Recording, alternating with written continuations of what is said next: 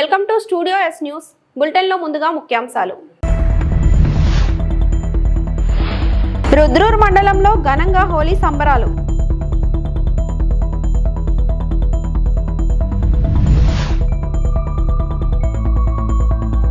ఏపీలో ముగ్గురు ఐపీఎస్ల సస్పెన్షన్ పొడిగింపు.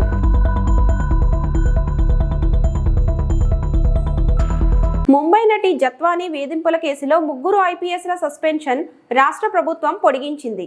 కాంతి రాణా, సీతారామాంజనేయులు, విశాల్ గున్నీలపై సస్పెన్షన్లు మరో 6 నెలలు పొడిగిస్తున్నట్టు తెలిపింది. రివ్యూ కమిటీ సిఫార్సు తర్వాత సెప్టెంబర్ 25 వరకు వారిపై సస్పెన్షన్లు అమల్లో ఉంటుందని పేర్కొంది. వీరి నిబంధనలు ఉల్లంఘించారనే అభియోగాలు ఉన్నాయి.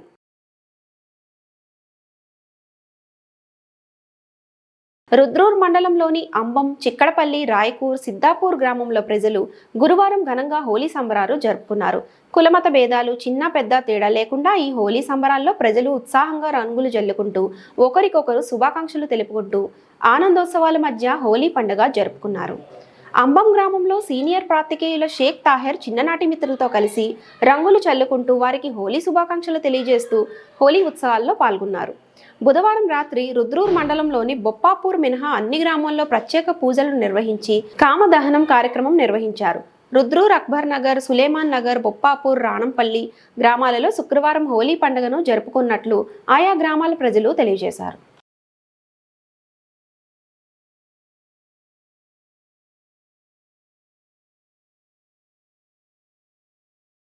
పసుపు రైతులను ఆదుకోవాలని డిమాండ్ చేసిన డాక్టర్ తులసిరెడ్డి. పసుపు రైతులు తీవ్రమైన నష్టాల్లో ఉన్నారని, వారికి తక్షణమే ఆదుకోవాలని రాజ్యసభ మాజీ సభ్యుడు, కాంగ్రెస్ పార్టీ రాష్ట్ర ఉప ముఖ్య అధికార ప్రతినిధి డాక్టర్ సర్రెడ్డి తులసిరెడ్డి ప్రభుత్వాన్ని కోరారు. బుధవారం పీసీసీ డెలిగేట్ మనోహర్ బాబు ఆధ్వర్యంలో కాంగ్రెస్ నేతలు ఒంటిమిట్టలో పసుపు రైతులను పరామర్శించారు. ఈ సందర్భంగా తులసిరెడ్డి మాట్లాడుతూ పసుపు పంటకు ఎకరాకు 2 లక్షల ఖర్చు వస్తోంది. దిగుబడి 20 క్వింటాళ్లుగా వస్తున్నా క్వింటాల్ ధర కేవలం 7,000 మాత్రమే ఉంది. రైతులకు ఎకరాకు 50,000 వరకు నష్టం వస్తోంది.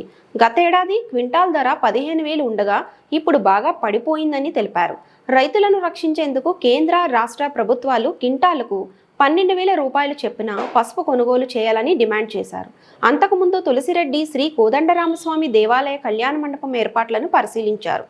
శ్రీరామనవమి సందర్భంగా భక్తులకు ఎలాంటి ఇబ్బందులు కలగకుండా టీటీడీ చైర్మన్కు ప్రత్యేక సూచనలు చేశారు. అనంతరం శ్రీ సీతారామ లక్ష్మణులను దర్శించుకున్నారు.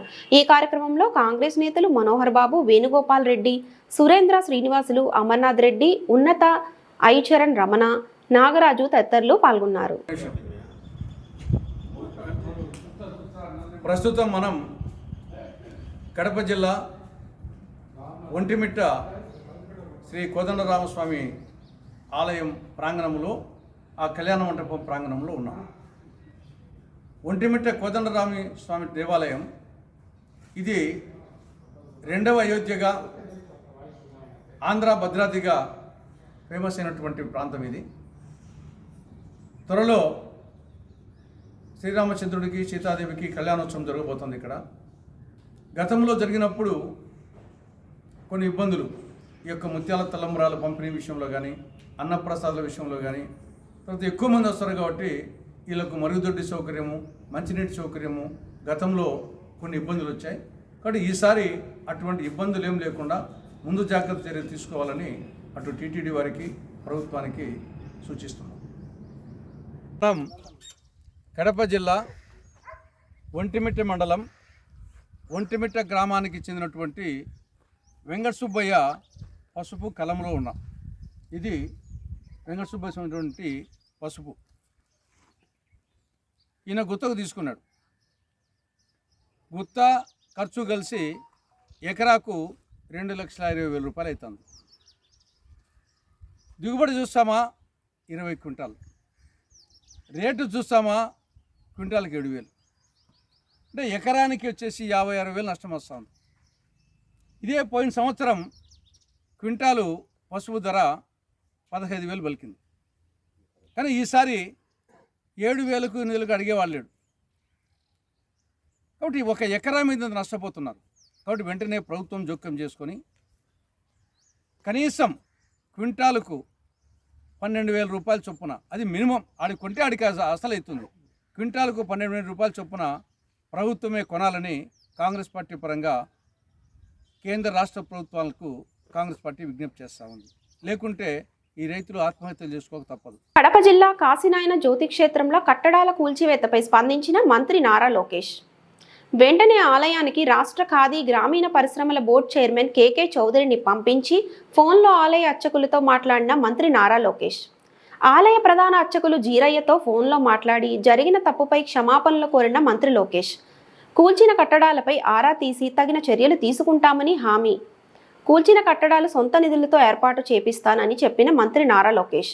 నిలిచిపోయిన బస్ సౌకర్యాన్ని స్పెషల్ ఆర్డర్ ఇస్తామని చెప్పిన లోకేష్.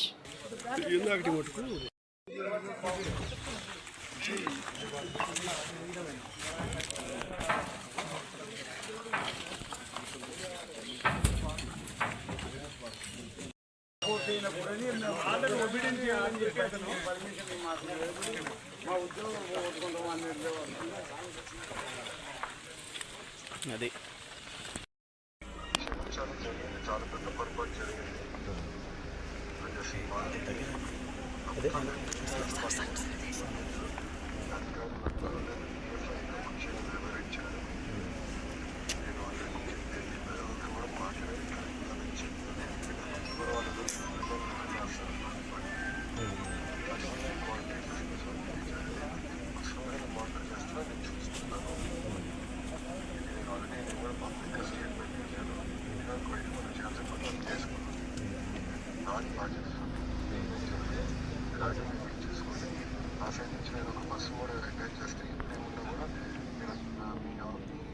అదే సార్, బస్సు ఆగస్టు నుంచి ఆగింది సార్. అది బస్సు ఆగస్టు నుంచి ఆపినారు సార్.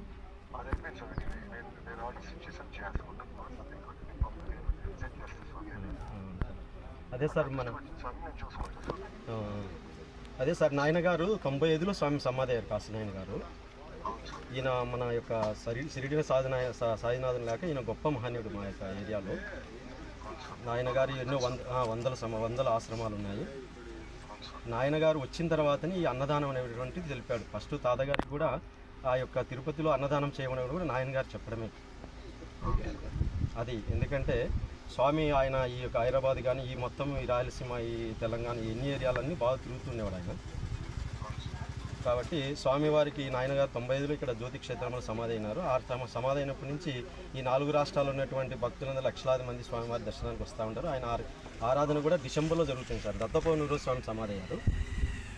ఈ యొక్క జ్యోతి క్షేత్రంలో పూర్వం గొప్పగా జరిగినది సార్. ఇక్కడ అన్నపూర్ణేశ్వరి స్వామి విగ్రహ స్వరూపంలో ఆయన ప్రత్యక్షమైంది. ఆయన తొగి తీవించిన తర్వాత అమ్మవారు అన్నపూర్ణేశ్వరి ఆమెను నరసింహస్వామి దగ్గర పెట్టేసి అక్కడి నుంచి ఈ యొక్క బయటికి బయలుదేరి ఈ ప్రాంతాలన్నిటిలో అన్నదానం చేయనైనా అన్నదానం గొప్పది అన్నదానికని ఆయన పోయి ఈ యొక్క ఆశ్రమంలో కానీ క్షేత్రంలో కానీ ఆయన పాదం పెట్టి ఇక్కడ అన్నదానం చేస్తే జరుగుతుంది అని చెప్పి అట్లా భక్తులందరికీ ఉత్తేజం తెలుపుతూ మా భక్తుల మనోవేదన అటువంటిది తీర్చుకుంటూ వాళ్ళ కోరికలు నెరవేర్చుకుంటూ స్వామి ఈ యొక్క రాయలసీమ కానీ ఈ 4 రాష్ట్రాలలో ఆయన ముఖ్యమైనటువంటి వాళ్ళు కానీ ఎవరైనా కానీ స్వామివారి రమ్మన్నప్పుడు మనం రాడు కానీ తనకే తను వచ్చి వాళ్ళకి దర్శనం ఇస్తూ ఉండేవాడు స్వామి.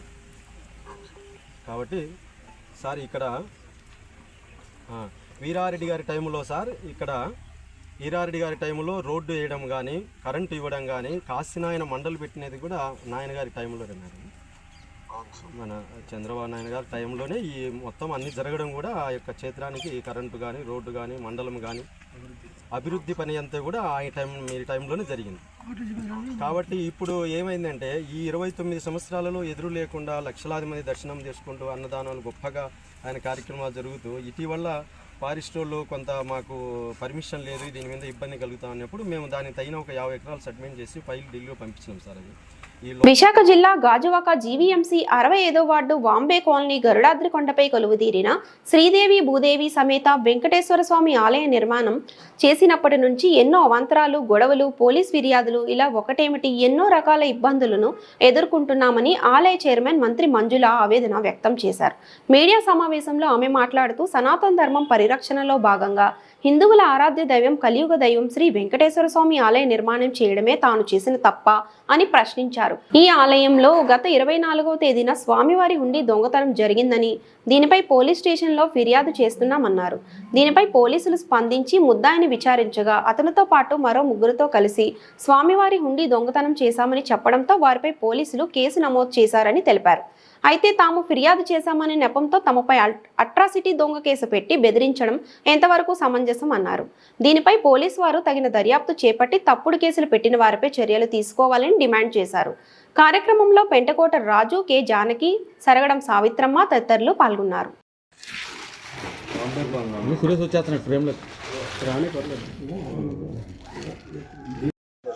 బాబు సురేష్ బాబు సురేష్ సార్ లేకండి బాబు ఫోటోలు మీరు లేదు మీద నా కుటుంబం మీద ఇలాంటి తప్పుడు కేసులు పెట్టి వేధిస్తున్న వారిపై తగు చర్యలు తీసుకుంటారని కోరుకుంటున్నాను. జై శ్రీమన్నారాయణ. టీడీపీ అధ్యక్షులను చోటపట నాయకులు చెప్పుకుంటూ ప్రతి రోజుకు ఒకసారి కంప్లైంట్ ఇస్తూ మరి ఆలయాన్ని అడుగడుగునా ఆటంకాలు పరుస్తూ ఇంకా లాభం లేదు, ఆలయం జోలికి మనం వెళ్ళలేము, వీళ్ళు ఏ విధంగా నొక్కలేమని చెప్పి మా మీద ఎన్నో ఎస్టీ ఎస్సీ కేసులు పెట్టారు. ఆలయం మీద ఎన్నో నిందలేశారు. ఆలయం పడగొట్టే విధంగా కూడా వచ్చారు. ఈ యొక్క వెంకటేశ్వర స్వామి ఆలయంలో ఈ యొక్క ప్రెస్ మీటు పెట్టడానికి కారణం, ఉద్దేశం కూడా వివిధ మీడియా మిత్రులకు అందరికీ కూడా తెలియచేయడం జరుగుతుంది. గాజువాక వైకుంఠ వెంకటేశ్వర స్వామి ఆలయం 65వ వార్డు. ఈ యొక్క వెంకటేశ్వర స్వామి చారిటబుల్ ట్రస్ట్కి నేను ప్రెసిడెంట్గా వ్యవహరిస్తున్నాను. అలాగే ఈ యొక్క వెంకటేశ్వర స్వామి చారిటబుల్ ట్రస్ట్ ద్వారాగా నిత్యం కూడా ఎన్నో కార్యక్రమాలు నిర్వహిస్తున్నాము. ఈరోజు ఈ యొక్క మీడియా సమావేశం అన్నది ఏర్పాటు చేయడం ఒక కారణంగా,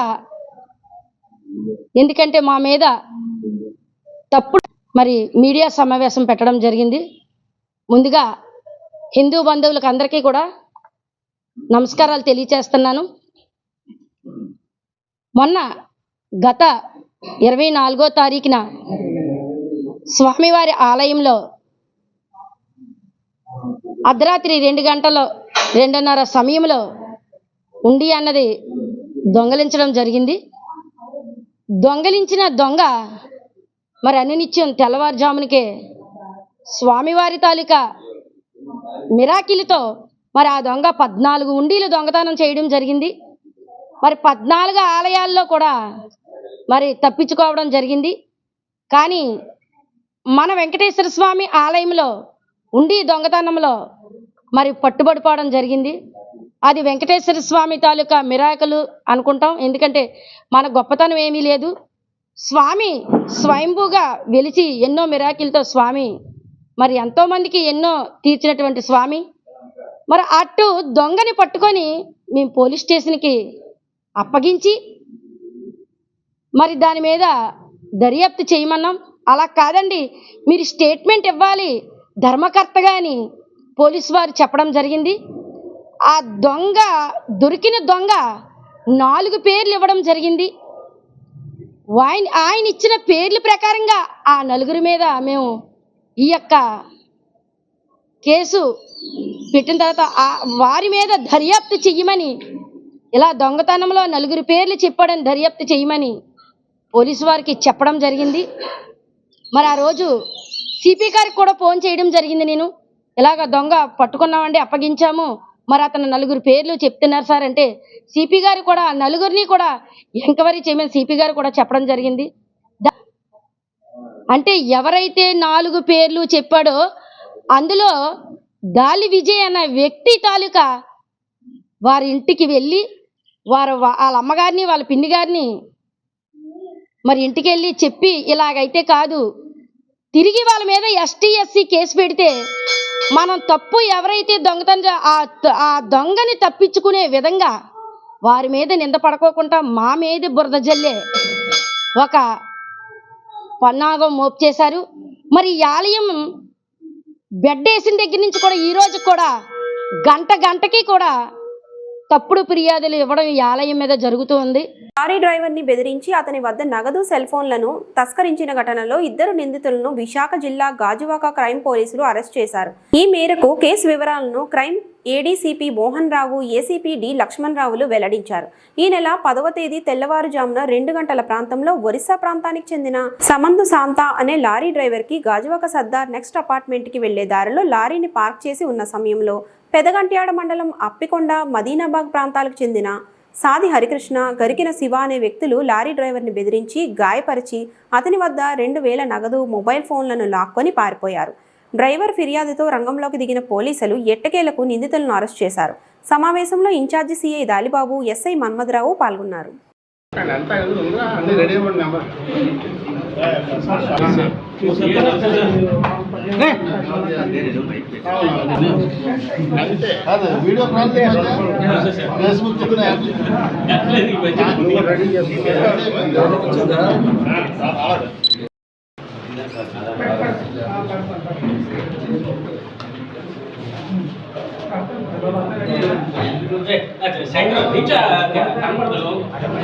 ఏరియాలో కాన్ఫరెన్స్ హాల్లో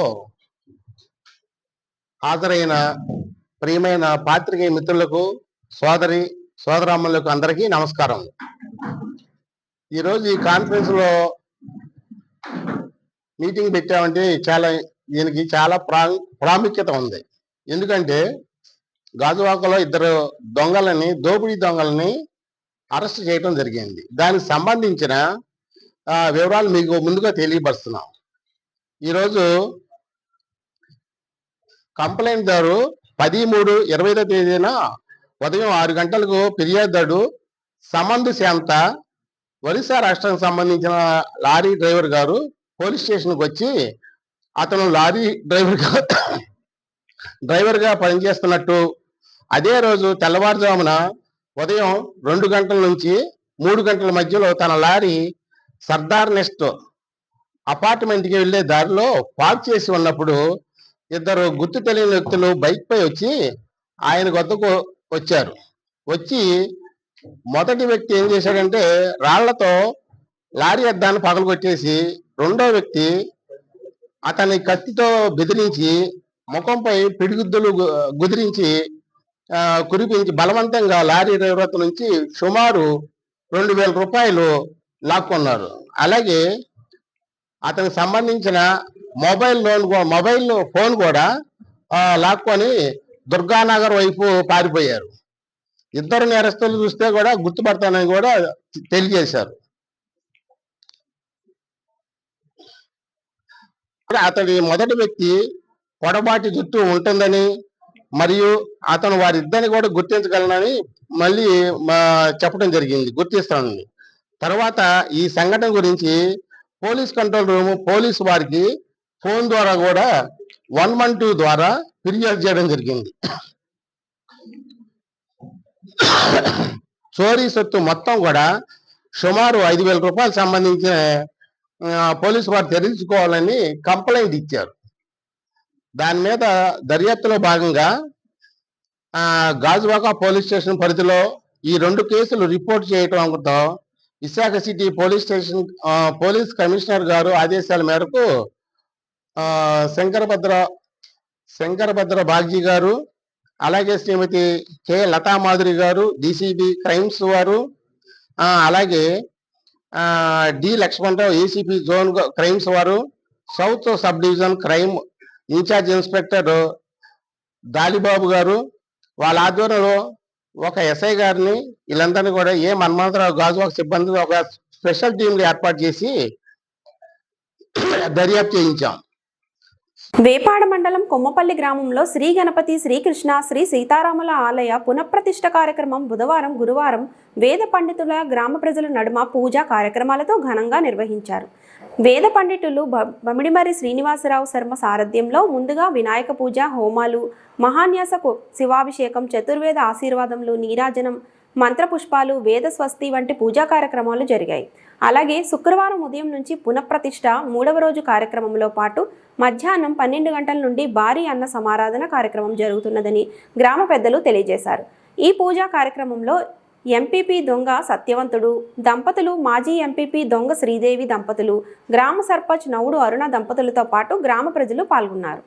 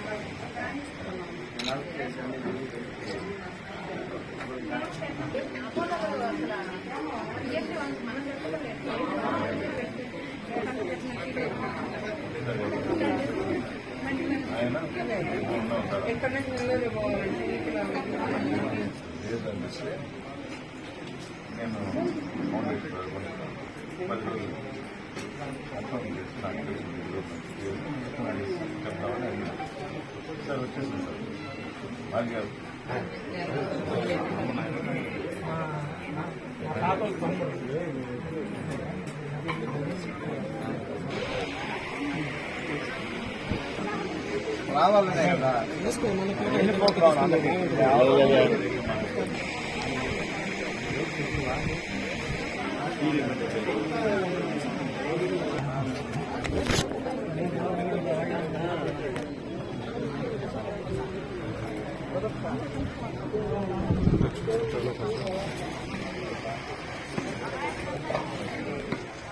పశ్చిమ గోదావరి జిల్లా తాడేపల్లిగూడెం ఆర్టీఓ ఆఫీస్ అవినీతికి లంచగొండి వ్యవహారాలకు అడ్డాగా మారిందని పలువురు బాధితులు ఆవేదన వ్యక్తం చేస్తున్నారు. కొందరు ప్రైవేట్ ఏజెంట్లు, బ్రోకర్ల చేతిలో ఆఫీస్ నడుస్తోందని, ఏ పని కావాలన్నా ఆఫీస్కు వెళితే సిబ్బంది అక్కడక్కడ నిత్యం పైరవీలు చేసే బ్రోకర్లను పిలిచి ఫైళ్లను వారికి అప్పగించి వారికి డబ్బులు ఇవ్వండి, అంతా వారే చూసుకుంటారని, అలాగే ఉచిత సలహాలు ఇస్తారని అంటున్నారు. వారే అవినీతిని ప్రోత్సహిస్తున్నారని ఆరోపిస్తున్నారు. కొందరు ప్రైవేట్ ఏజెంట్లు, బ్రోకర్ల ద్వారా ప్రభుత్వానికి జమ చేయవలసిన నగదు కంటే అధిక మొత్తంలో వసూలు చేసి సిబ్బంది, ఏజెంట్లు పంచుకుంటూ ప్రజలను పెద్ద ఎత్తున మోసగిస్తున్నారని బాధితులు లబోదిబోమంటున్నారు. ఈ ఆఫీస్ వ్యవహారాలపై కొందరు సమాచార హక్కు చట్టం ప్రకారం వివరాలు కోరితే దానికి సరైన సమాచారం ఇవ్వకుండా దాటవేశారు.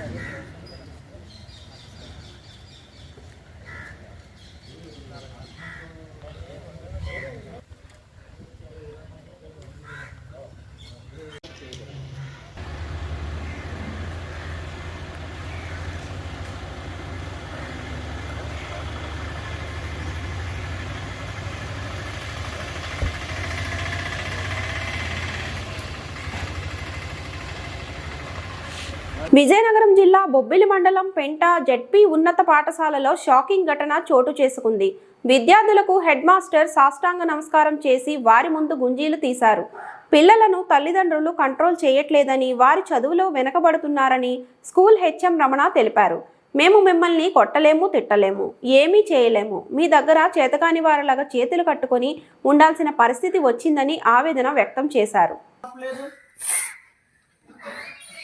ఒక చదువులో మార్పు లేదు, ఒక రైటింగ్ స్కిల్ లేదు, రీడింగ్ స్కిల్ లేదు. అసలు ఏంటి ప్రాబ్లం? మీదా మాదా? మాదేనా?